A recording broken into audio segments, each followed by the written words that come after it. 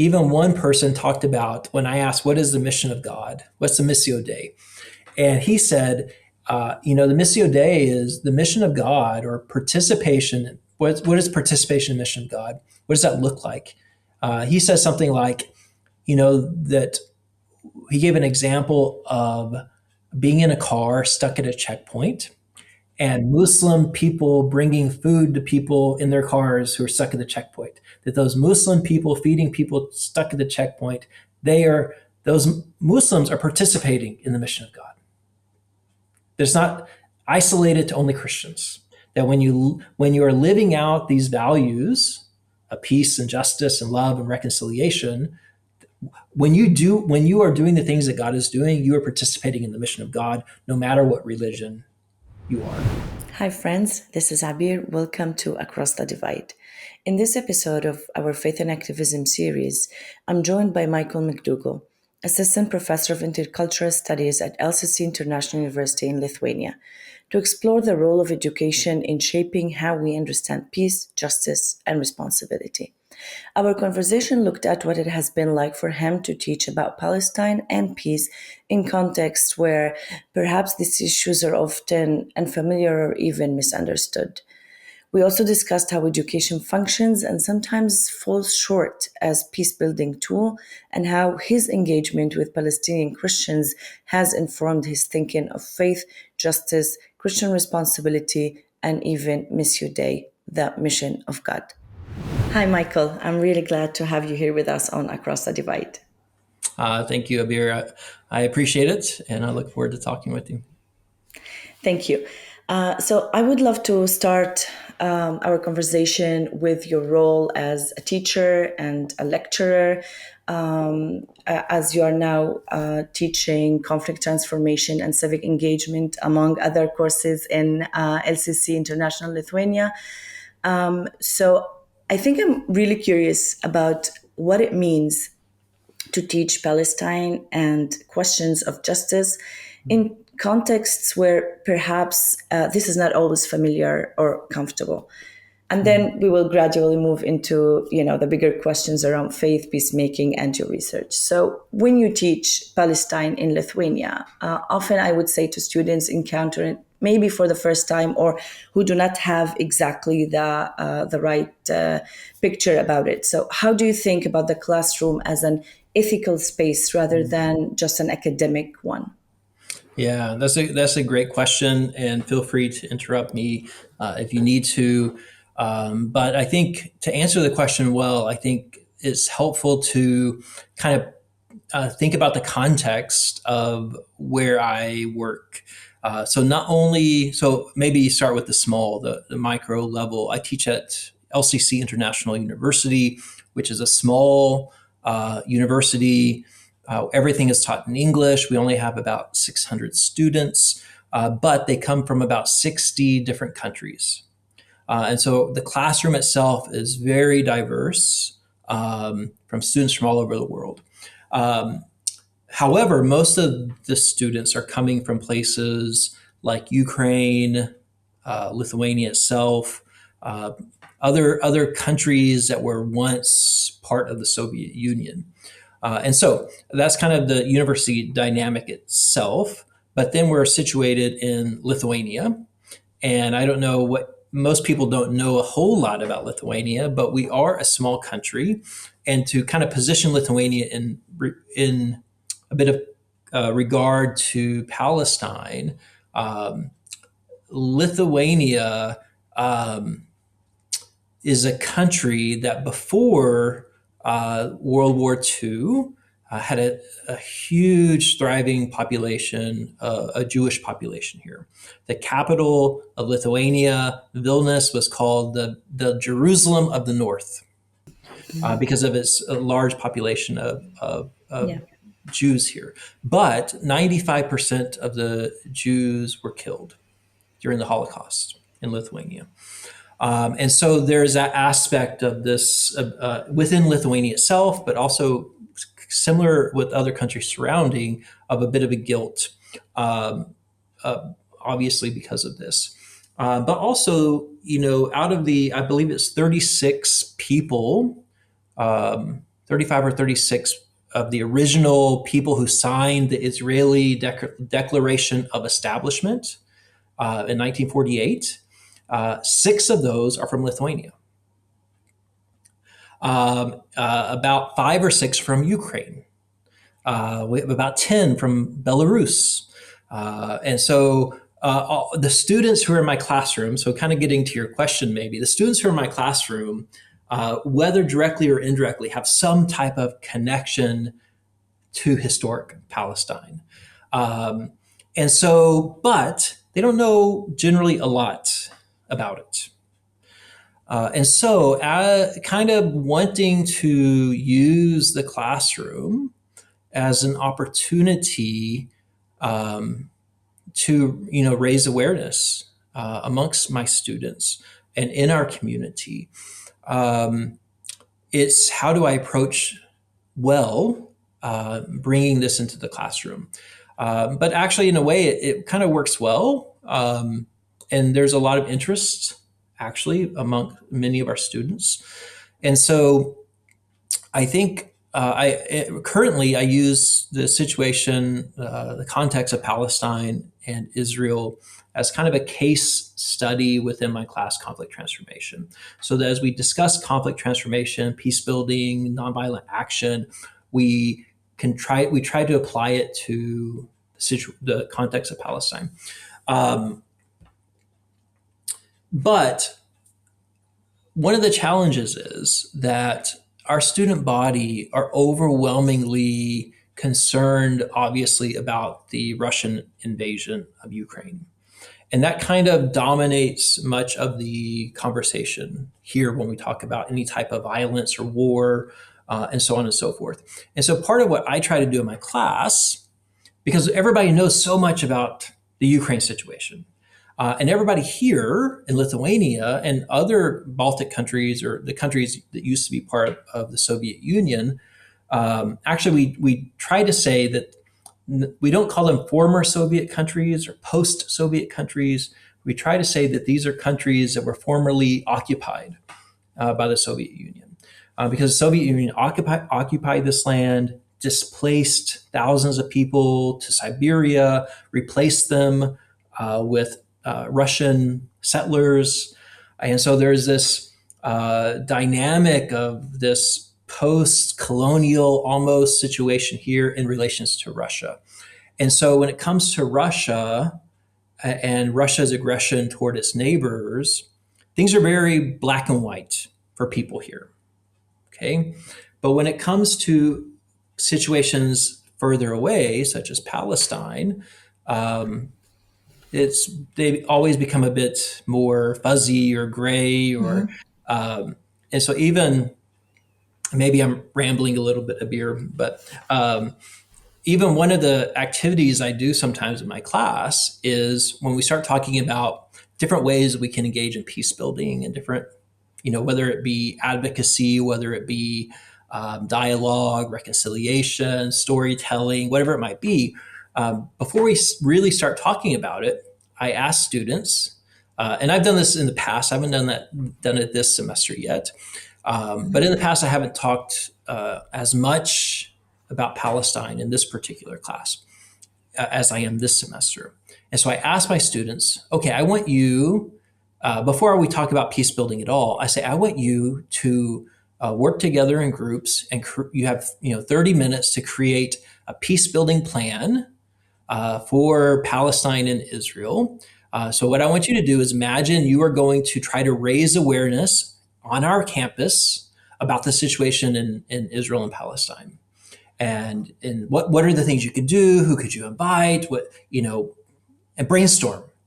And so they brainstorm a lot of ideas and they share them. We write them on the board.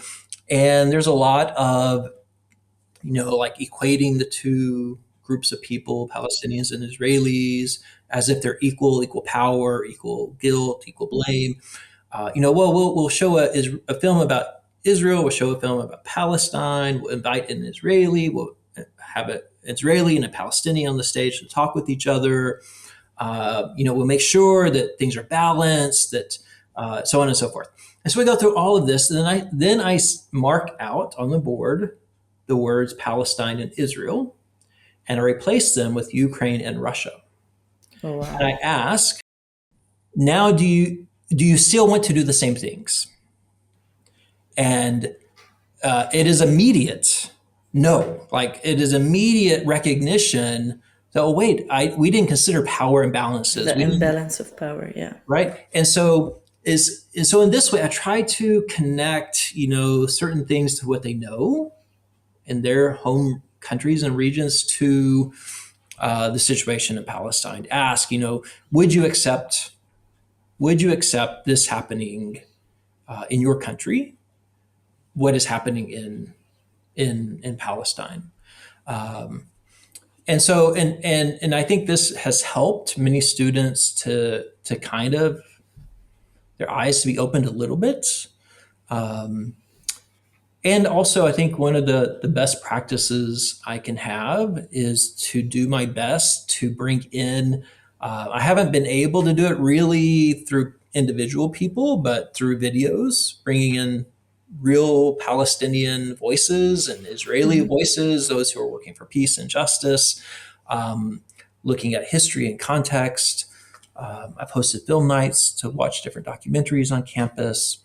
And so I think that I'm trying to, I guess, say I want to use my classroom to educate my students about what it means to make peace and seek justice and to be concerned about power and the future Yeah. and getting to root issues and structural violence.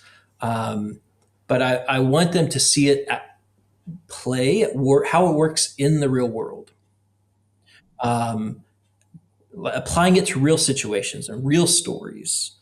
Because when I talk about, for example, um, many Palestinians that I've heard, listened to, or have talked with, talk about a future, a desired future of living in one land, undivided, with Jews as neighbors and Muslims as neighbors, and we're all living as neighbors in a land, in one land, undivided, and like living like a future, dreaming of a future where your current enemy and occupier is your neighbor. And when I talk about that as a theory, let's this vision of tomorrow, this beloved community, this whatever it might be, it's easy to be dismissed. Oh, that's unrealistic. That doesn't work. And of course, coming from the United States, myself, it's easy for my students to say, "You don't get it. You haven't been occupied. You haven't been invaded. You haven't been attacked." And I can say that is true. I haven't, but why don't we listen to voices of people who are occupied, who have been suffering? And of course, it's not everybody's perspective, but it's some people's Yeah. perspective. So, so these are some of the things I try to bring into the classroom, I guess. That's great. I think it also helps with these students not to fall in what we call the trap of the Western world in like double standards because of the whole comparison that has been gone online about Ukraine and Palestine, when it happened, and people speaking about Ukraine and not speaking about Palestine, and then, blaming them, and then Sudan, Iran, there are like not, not little problems and conflicts around us in the world, so you can just pick and choose. But somehow some groups of people would still be maybe closer to one cause, or just not see, keep missing the idea that you cannot be a humanitarian in one context and not in the other. Say, oh, that's none of my business. If you are a peace builder, and there are so many people who call themselves like peace activists, and still they only like really they talk about one topic, it's not only because they don't understand the others, just because they don't care. Yeah. And I think this is where the whole raising awareness in a classroom might look like something small, but it's actually something big, especially in these contexts. Yeah. And yeah, occupation is everywhere. It's not Palestine that is occupied, but it's one of the very big and main places and issues that kind of frame and shape so many things around the world, and it somehow is the basis to so many things. So I Yeah. think it's really interesting to do that. I maybe want to respond to that because Yeah. often, if I advocate for Palestine, whether through social media or here in person in the classroom or with colleagues or whatever, a common pushback obviously is, well, if you care about Palestine, why aren't you talking about every other situation in the world? And of course, that's a valid question, but it does. I think in part that's a question that's often brought up to try to dismiss you. If you don't care about all equally, then you shouldn't speak about all equally. You shouldn't talk about it. And I don't agree with that. I do agree with you that we have to care about all. But we as humans, we are limited in our time capacity, but also emotional capacity to how much we can engage in every context. But one thing I try to do with my students is I try to help them think through this idea of taking sides, because it's easy to say, I ask my students, on my first week of class of the semester, I say, oh, okay, who do you have written Palestine and Israel on the board? Whose side do you think I take? Okay. And of course, people are saying, they know that I have talked a lot about Palestine, visit Palestine. They say Palestine. Well, why Palestine? Well, they point to my kufia on the desk or whatever it might be, and I said, okay, but actually, maybe at one time I would have called myself pro-Palestinian, pro-Palestine, but I try not to do that anymore. I don't want to be necessarily pro-Palestine and anti-Israel. What I want to do is try to identify my values Mm-hmm. and the Pro kingdom. justice. Yeah, like what am I for? Like pro justice, pro peace, pro human rights. I'm against occupation and invasion and kidnapping children.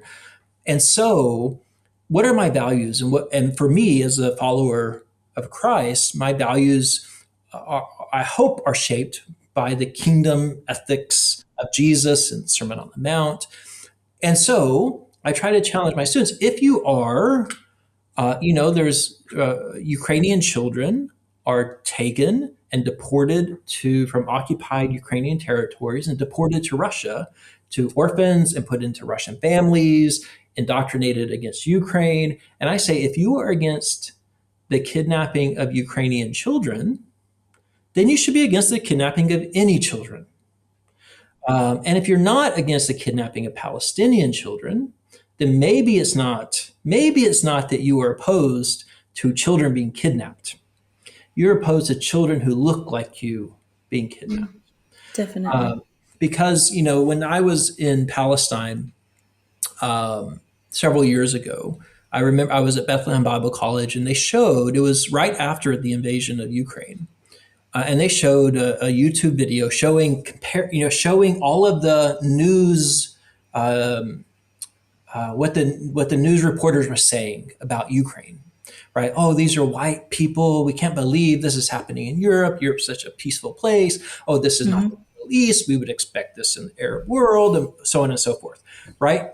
And it was so like, of course, racist, but as a foreigner in that, I'm in Palestine listening to this. Yeah, it was very much like showing the reality of how many people look at things. And so challenging my students and myself to say, I can't be invested in everything. I just can't, but I should try to learn about as much as I can. I should care about what I can.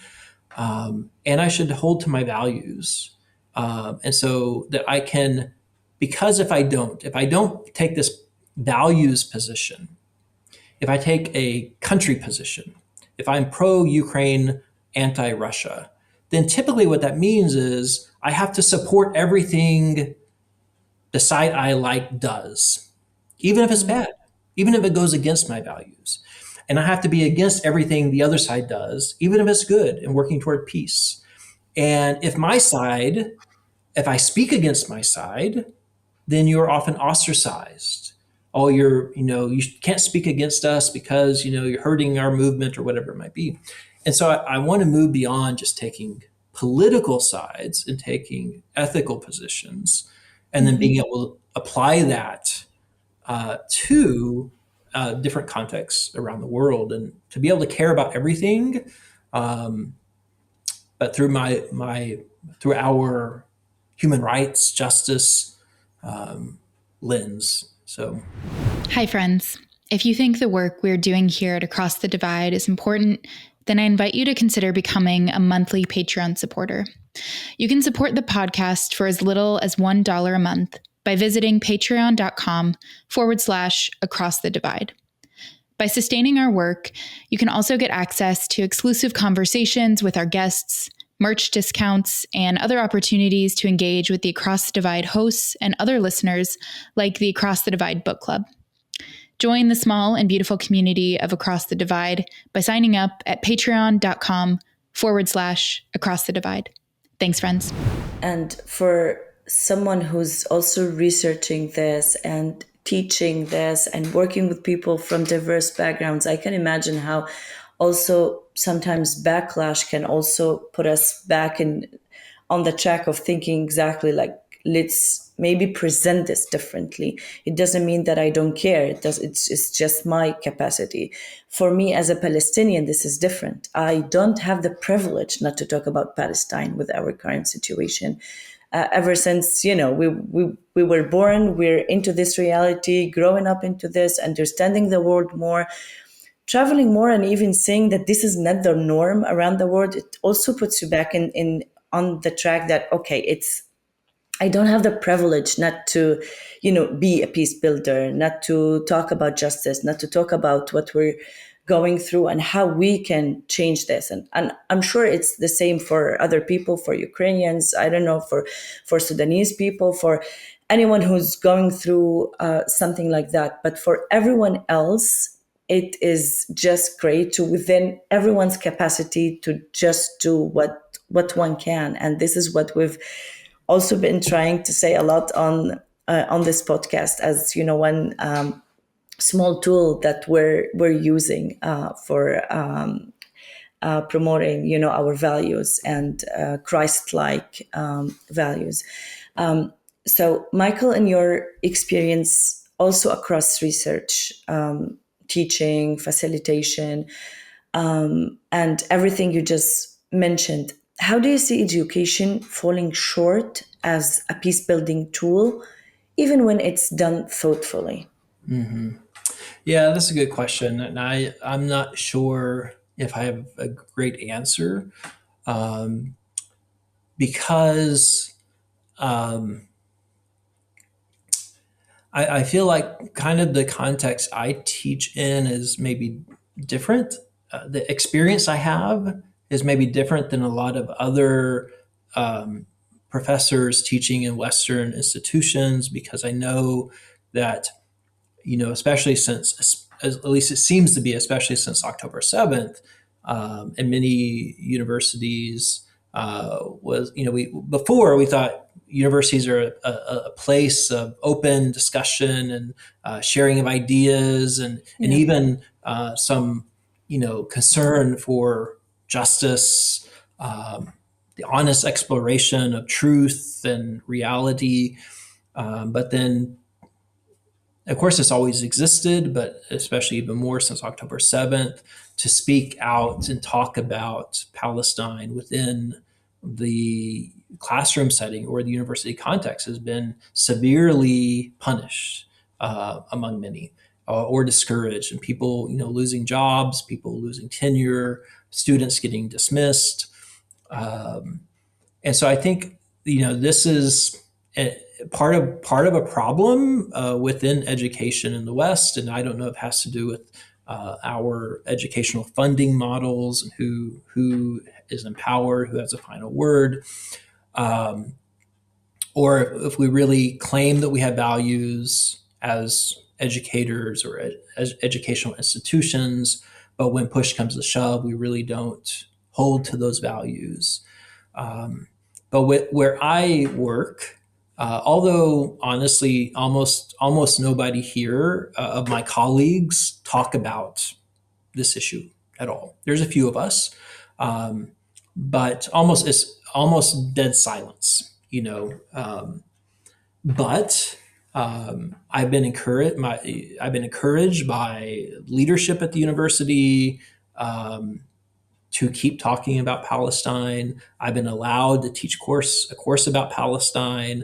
I've been allowed to host documentaries about Palestine and Israel on campus. And so I think, and I don't know if it's what it is. We are a small ecumenical university, so we're a Christian institution. And so with some roots within the Mennonite communities, and so I don't know what the dynamics are that kind of allow me to do that. Yeah, I don't know. This is a great question, but I don't have much more of an answer, I think, than than that. I believe we'll manage to explore that at some point and talk further about it. But it is very interesting to me, also because of the diverse backgrounds of the lecturers, of the students. I personally know a few people in Lithuania, but I've met people, for example, from many places, including Palestine, Israel, that haven't heard of Lithuania, for example.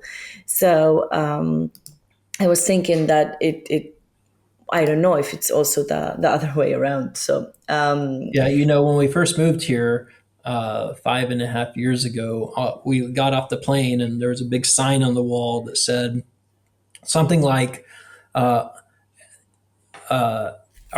you glad that the pilot knows where Lithuania is at? Nobody else knows where it's at, but at least the pilot knows where it's at. But I think everybody knows something about Palestine and Israel, something, but most don't know a lot. We know we have some, of course, from places like Jordan or Iraq or Lebanon, who are students here who do, of course, know more. But most students don't know much, but they would only know stereotypes that because they're coming from a cultural background that not only partially participated or was maybe not totally participated, but the place of the Holocaust, but also from the places that went to colonize Palestine. And so the narrative they are told is, of course, a very standard imperial or settler colonial narrative that is perpetuated, of course, by Zionists and the state of Israel. Palestinians have no history, they have no culture, they have no Palestinian language. Palestine doesn't exist. Palestine as a country never existed. There's no Palestinian food. There's no Palestinian music or clothes, and blah blah blah blah blah blah, and so on and so forth. Right? But what many don't realize is all of those things that I just mentioned are the same things that the Soviet Union claimed about the lands it occupied and colonized. There's no Ukraine. Ukraine doesn't exist. They're really just little Russia. There's no Ukrainian culture. There's no Ukraine. It's the same language. This imperial language to erase indigenous people. And so, so there is this connection to the right, but they don't often see that the things that they claim about Palestinians is the things they are fighting against for themselves, right? To claim their own identity, their own history, their own language. And so, yeah, so there's not much known beyond the stereotypes um, for most of the students, but other than some of that language of that the Palestinians don't exist and so on. So you're always trying maybe not to compare, but like to give them these examples in a context that they understand, just to make it more clear, what's happening in Israel Palestine. But do you think that ideas like about justice and peacemaking and conflict are not actually traveling across cultures the way we think they are? Like, do you notice, them being lost, transformed, or just unexpectedly clarified in that process? Because we really like to believe, and we tend to believe that these ideas do travel across cultures, but then you notice that no, in some things, culture is what dictate actually the way that we see these conflicts and the whole process of peace building. Yeah. I think even, and I need to gain more clarity on this. I've never had quite the clarity I want, but even I teach courses that we call conflict studies courses. We have a center at our university called the Center for Dialogue and Conflict Transformation. But universities outside of Lithuania, throughout Europe, throughout the US, and other places, use different language. They use, instead of conflict studies, maybe they use peace and conflict studies.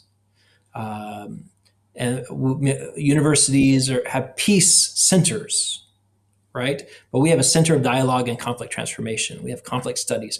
And part of it is because this language of peace doesn't translate very well in Lithuanian. And perhaps there's even some cultural baggage connected to how peace was used, the language of peace and peace building within the Soviet Union that was used to justify domination of other people, that it has some baggage to it. And so it doesn't communicate what we expect it to communicate. And so we don't use officially that language in at our university, because we don't want people in our community or our students to try to associate us. They hear this peace language, associate us with, we're somehow connected to the past, to Soviet, supporting the Soviet Union. But, I think that and I don't know if this answers your question really, Abeer, but one of the things I notice about here, specifically in Lithuania, is, this is a country that was once occupied by the Soviet Union. And it gained its independence. It was the first country in the Soviet Union to declare its independence. And it gained its independence through nonviolent actions. Lithuanians were killed by Soviet soldiers, but Lithuanians did not, in gaining their independence, they did not use weapons or fight back. But yet they gained their independence. They were the first country to declare their independence. And so they are part of maybe what we kind of consider a post-colonial world, post-colonial country. However, they very quickly did what they could to join NATO and join the EU. And today they very rarely ever go against anything that the government of the United States says, right? So it has connected itself to that Western power structure. And a lot of it is because of this deep, deep and real fear of Russia. There's still a big fear and even expectation of attack and invasion at any time from Russia. And so there's a lot of, when Ukraine was invaded, there was kind of I think a traumatic response to that. And it has created such a, a mindset that's not, of course, it's not unique to here. We see it throughout history and all over the place, but this peace can only come through strength and military might. Um, Peace will come when Russia is defeated, and it will come on the battlefield. And so there's no talk of justice beyond justice is punishing Russia.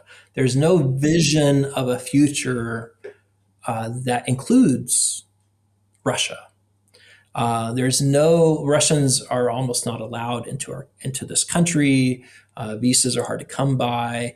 Russian is very rarely spoken anymore. There's just this deep fear and hatred toward Russia, and so I think that uh, speaking of peace, speaking of justice, speaking of even part of their history of nonviolent action is all just like, well, that's not possible anymore, right? That's not possible anymore. And even Lithuania withdrew itself from the treaty that bans landmines recently, so they can start putting landmines on the border with Russia and Belarus. And so it's this very deep fear. This a real fear. I don't want to dismiss the fear, but it is very much connected to the West, very much connected to power and military might, um, and the hope. Maybe I could say it that way: the hope that NATO would protect this place if they were invaded. But talking of peace building, or even talking about nonviolence. Um, I was talking to a colleague just a few days ago, a Lithuanian colleague, about nonviolence, and uh, as part of peace building, as part of conflict transformation, um, and there was huge pushback about nonviolence as a Western American, white American idea. You can't import it into Lithuania. Um, And so there's huge, you can't tell Ukrainians who are being invaded that they should engage in nonviolence and things along this line. And so even just huge pushback against that type of language. And I don't know if that's all the time or if it's only specifically since the Russian invasion has ramped Yeah. that up, but it's for sure a reality right now. Yeah, it most of these things usually become more evident at time of conflict. I don't think that it wasn't there. I just think it wasn't that obvious to any of us because it wasn't the kind of talk. But nonviolence has been getting a lot of negative perspectives.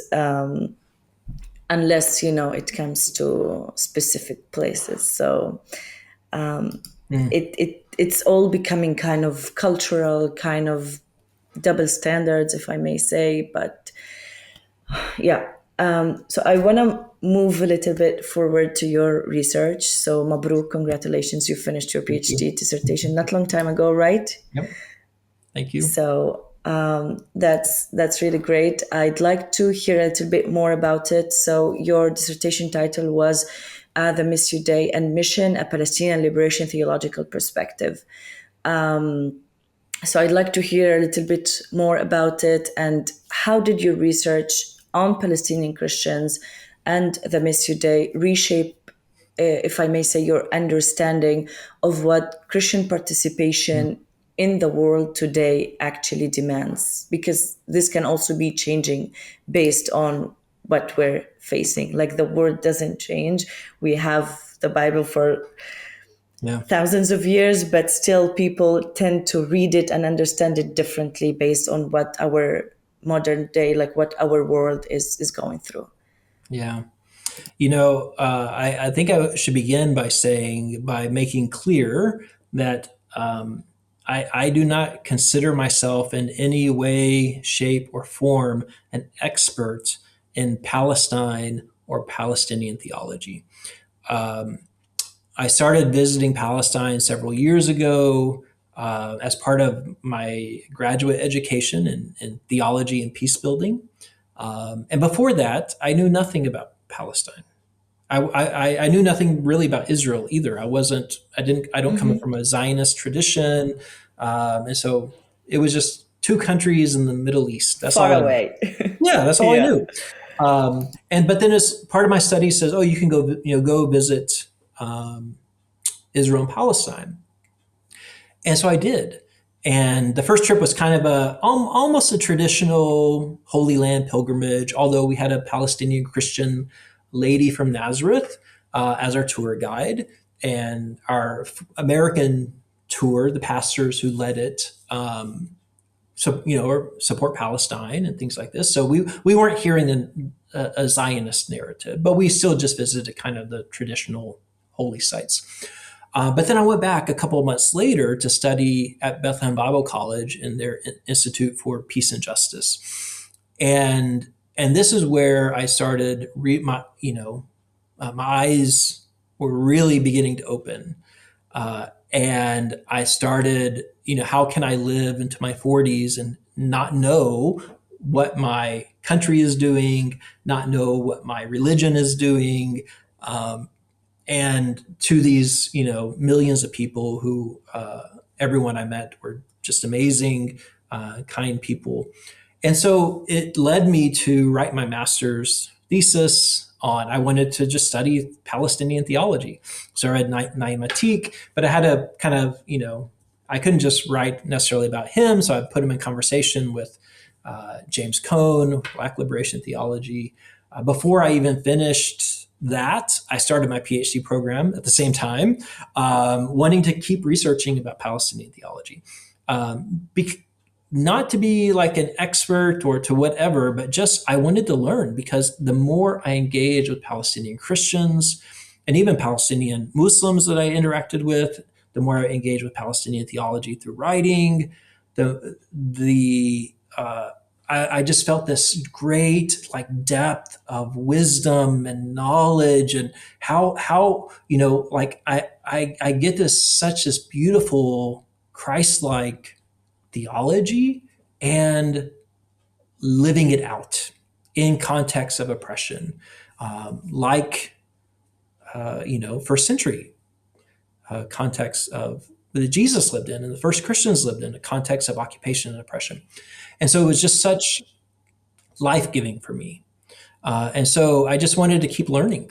And I kind of, through my research for my master's thesis with James Cone, I came across a quotation that said something like, it's time for white American theologians to be quiet and listen. And so that's what I wanted to do. I wanted to be quiet and listen. I wanted to listen to as many people as I could. I've been engaged in intercultural work for many years now, living in different countries. And so in the past, I did kind of more traditional mission work, church planting, and even now I don't do that anymore, but I work at a university and I still receive funds to do that, like traditional missionaries would. I don't receive funds from the university. But so I have my own Western American idea of what is mission work and what is a mission of God. And I know this is not what the academic theologians would say, but the background I come from would say the mission of God is that God is a sending God. And so he's always sending. He sends, prophets, and he sends Moses, he sends Jesus, he sends Holy Spirit. And so we, to participate in that mission, we go places. So we go to other countries and we go and convert people. We go and plant churches, we evangelize. And so much of it's about going and evangelizing, so that when people die, they will go to heaven and not to hell. And so, is that really all there is to it? Is there something more? And so that's what I wanted to learn, from people who maybe can't travel so easily, who, if they, living in occupied territories, if they want to travel, they have to get permits. They have to travel through Jordan. They have to pay a lot of money, maybe no guarantee of return, and the shrinking population of Christians in Palestine. So what does that look like in a situation more like what the first Christians would have experienced? And so that's what it is. So I of course read. I tried to read everything I could on from Palestinian authors and theologians about the Missio Dei and missions, but there's not very much. If you look for this language, it's not used very much, or Missio Dei, maybe not even at all. But other languages used, right? And so I read as much as I could, and I had different categories of what maybe people are talking about, witness or reconciliation or peacemaking, justice, building the kingdom of God. And so I tried to read everything I could, and then I tried to interview. I traveled to Palestine, interviewed people there. And then also followed up interviewing people on Zoom who I couldn't meet there, and just hearing what they had to say, and what is their perspective of these ideas? What is God? If God is doing something, what is God doing? And then how do we, as followers of Christ, participate in that? And so, and it was so. I'll say this before I kind of jump to a little bit of what I learned. The whole process of doing this. Of course, there's times you don't want to write and edit and things like this, but every day when I worked on it, on my dissertation, the interviews, the writing, the reading, I felt so honored and blessed that I had the opportunity to sit at the feet and learn from Palestinian Christians. And so it was just such a blessing for me to be able to do that. And so, but it turned out I didn't do this on purpose. I didn't interview a huge number of people. There's kind of a scope was limited of who I wanted to interview, but everybody except for one person were relatively young, in their 30s and younger. One person was older, in their maybe 60s. But I asked many people who were, I don't want to put myself in a category of older, but my age and older, mid 40s, all the way up to 80s or 90s. And everybody in that category that I asked to be interviewed said no. They said, ask the young people, listen to them. They said, we've spoken enough. Listen to the young people. And I didn't realize until actually after I defended my dissertation, I didn't realize that only one person was an older category. The rest were kind of this younger, new generation of Palestinian Christians. If I would have realized that, I might have removed the one older voice and just had it be a younger category of people. But yeah, so it had about equal number of men and women speaking into it. Many people, when I asked them what they thought about from a Palestinian theological perspective or as a Palestinian theologian, so many people, the first thing out of their mouth was, "I'm not a theologian," and which surprised me because I would consider everybody I interviewed a theologian. But I would say even in the recent book edited by John and Sam Manayer, the Cross and the Olive Tree, they talk about this in the kind of introduction, about also how these categories impose on people of who is a theologian and who isn't, is imposed, and we don't have to have these titles or education to be theologians. And so after interviewing everybody and reading and kind of putting the interviews and the literature kind of in conversation with each other, I kind of came down to two basic definitions of the Missio Dei, the mission of God, and missions. And of course, I want to acknowledge that according to many of my people I interviewed, many of them said we don't really use this language so much. Right. And so other language maybe would be more appropriate, but for the sake of what I'm writing, this is what I wrote. I said that the study revealed that from a Palestinian liberation theological perspective, the Missio Dei could be understood as God's active work in the world today to build God's kingdom on earth as it is in heaven, a kingdom characterized by justice, love, reconciliation, and solidarity with the oppressed, where systems of injustice are overturned and all people are invited into restored and reconciled humanity. And then mission could be understood as the embodied present-day call for Palestinian Christians to remain rooted in their land while actively joining God and building his kingdom on earth, witnessing to Jesus' love, pursuing justice, and standing in solidarity with the oppressed amid a history of displacement and occupation. And for me, this was beautiful. It is. Because it was such a contrast to what I've been taught and how I would, by default, understand these categories. Because it was very much about the here and now, right? A vision of of heaven or the afterlife, right? Of this perfect, reconciled humanity, like that vision, but brought into the present, right? So that Christians are not withdrawing ourselves from the world. We're not trying to get people to escape from the world.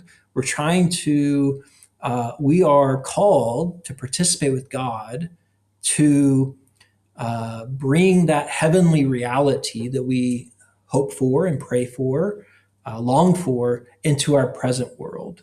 And that is through peacemaking, through justice seeking, through reconciliation. It is through, in interviews and literature, primarily the older generation, so not the interviews, but from the literature, they talked a lot about building schools and hospitals and things along this nature. But the younger generation talked more about the everyday realities of living under occupation or living as a citizen of Israel in neighborhoods where there's a lot of violence because the Israeli police are not policing like they should in the Palestinian communities, or living as for Palestinian citizens of Israel, living as literal neighbors with people who have signs on their car that says finish them off and things like this. But how do we engage with those people? And so it's very much an everyday reality. Or how do we, bear witness to the resurrection through the at the Church of the Resurrection with the Holy Fire, or even one, and maybe. I don't know that this would be controversial at all for Palestinian Christians, but I think from Western Christians, it would be controversial and is even asked a little bit about in my defense, when I was doing my defense, was how often Palestinian Christians called their Muslim neighbors their brothers and sisters.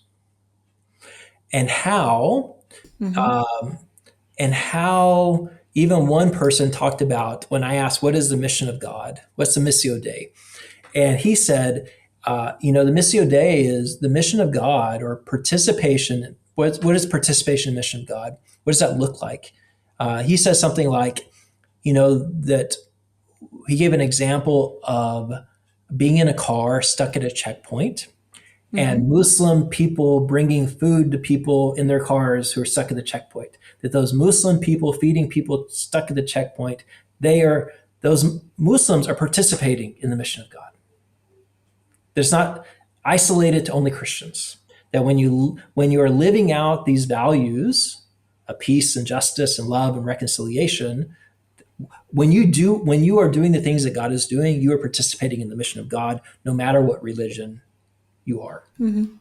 Or he said, I think he said his father, when he was a child during one of the intifadas, and maybe they were out throwing stones, and they would run and hide in a little village, and people would hide them in their homes as little kids. So those people hiding the children from the occupation soldiers are participating in the mission of God. That it's not simply church activities. It's not simply evangelism or, these things that we normally think of spiritual, whatever. Mm-hmm. It's a very much everyday reality of serving our fellow human being. And anybody who does that is participating in the mission of God. And I think that is just a beautiful way to think about these topics. It is. It is. So, would you say that actually changed the way that you see the mission of God? Like, if we're now just talking to Michael with your, experience living in different places, teaching, researching, how did that really change the way that you maybe see the mission of God and your work, the importance of your work and what you do? Yeah, in some ways, I will say it changed some of my perspectives, but I will say that over the many years, my perspective has been changing all the time. And adapting, and the more I study and the more I engage with people from different cultures or different religions, the more my perspective has changed. And so one of the things I found really appealing and fascinating about Palestinian theology was that it was speaking to me at the right moment. Like it was like in my journey of following Christ, it felt like I encountered these voices and these perspectives at just the right time, to where a lot of what I was reading was already a bit of what I was already feeling and thinking myself. But feeling like I'm like that's not what, Christians don't think that way, but then encountering Christians who do think that way, who are deeply dedicated to justice and peace and reconciliation and the suffering of people, seeing Christ among the suffering and occupied people, is not a minority view as I had been led to believe coming from the West. And so in some ways I was kind of already at these same points within my journey. But in other ways, no, like in other ways, it helped to really confirm and to help me to try to be balanced. Like, I mean, I don't know if balance is the right word. I know I wrote in my dissertation something like, this perspective, it doesn't mean it's the only perspective. It doesn't mean it's the best perspective. I also included in here other liberation theologies from South America or the Dalit or Latin America, and everybody's a little different, but this is a perspective that is so Christ-like and so life-giving and so has a power to really transform lives and communities, that it is a perspective that we must hear and listen to. And so for me, it helped me to really be able to stand firm in this is mission. This is, whether we call it, and actually, and maybe it comes from some of these conversations, I don't like this language so much anymore.